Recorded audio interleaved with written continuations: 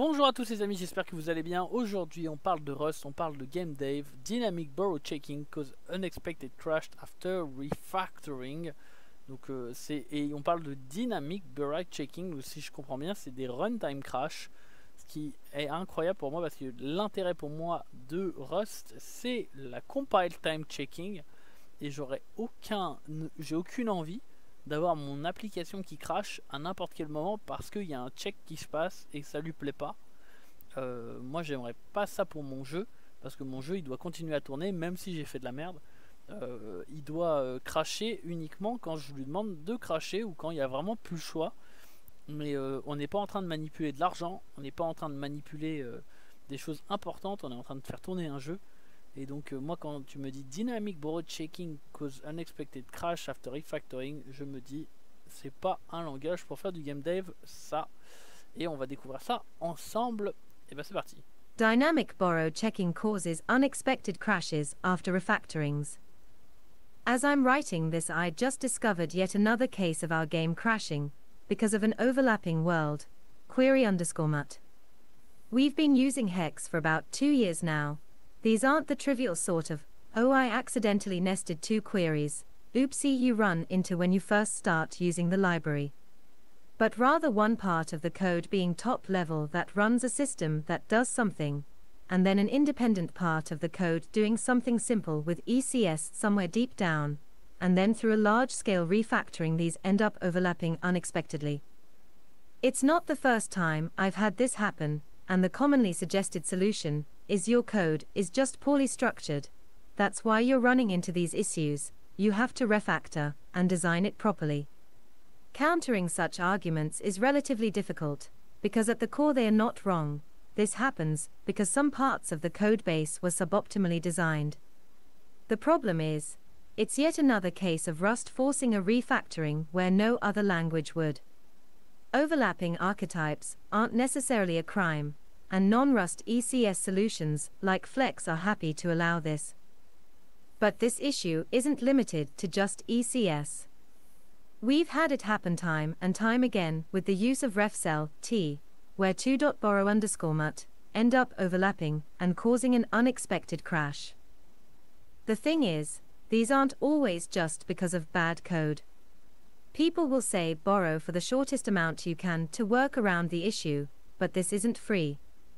Obviously this again depends on having the code structured in the right way, but at this point I hope we've established that game dev isn't server development, and code isn't always organized optimally. Sometimes one might have a loop that needs to use something from a refcell, and it makes a lot of sense to extend the borrow over the whole loop instead of just borrowing where it's needed. This can immediately lead to an issue if the loop is large enough and calls a system that might need the same cell somewhere inside, usually with some conditional logic. One could again argue, just use indirection and do the conditional thing through an event, but then again we're taking a trade-off of having the gameplay logic spread over the code base instead of just having 20 lines of obviously readable code. In a perfect world everything would be tested on every refactoring, every branch would be evaluated, and code flow would be nicely linear and top-down where these things don't ever occur. One wouldn't have to use a refcell, but would carefully design their functions so they can pass down the right context object, or only the needed parameters. Unfortunately, I don't see this being even remotely realistic for indie game development.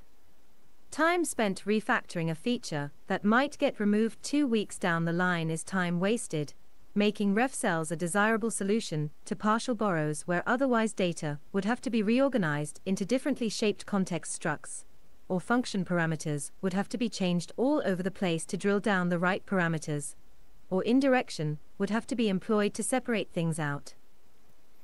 Donc vous avez compris, Rust vous force à refactorer des fois de manière inutile. Les autres langages n'auraient pas de problème, des fois ils soulèvent des problèmes qui n'existent pas. Et effectivement, si on sait de quoi on fait, si on sait de quoi on parle et qu'on sait ce qu'on crée, eh ben, il faudrait refactorer et créer des systèmes repartir sur une bonne architecture. Le problème c'est effectivement le caractère itératif tout simplement des jeux vidéo, mais en vrai franchement aussi des logiciels.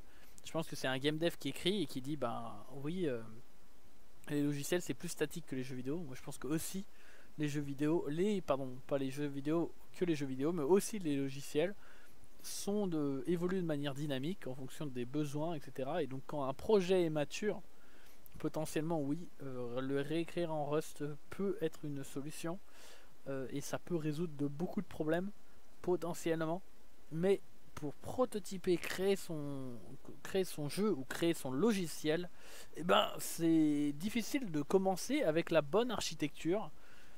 Généralement c'est des choses qui prennent du temps et qui demandent, voilà, il parle de refactorer, tu refactores un truc, tu rajoutes une fonctionnalité, tout d'un coup il faut revoir toute ton architecture. C'est une obligation en Rust et c'est pas une obligation ailleurs, et ça vous permet d'itérer plus rapidement. L'itération, c'est la vie dans ce monde incertain, et tout simplement parce que t'as pas du temps illimité, et donc t'as pas le temps de faire parfait, et donc bah, effectivement en défaveur de Rust. Bah, écoutez, j'espère que cet article vous a plu. Context objet aren't flexible enough. On se retrouve la semaine prochaine pour ce petit chapitre. C'est parti.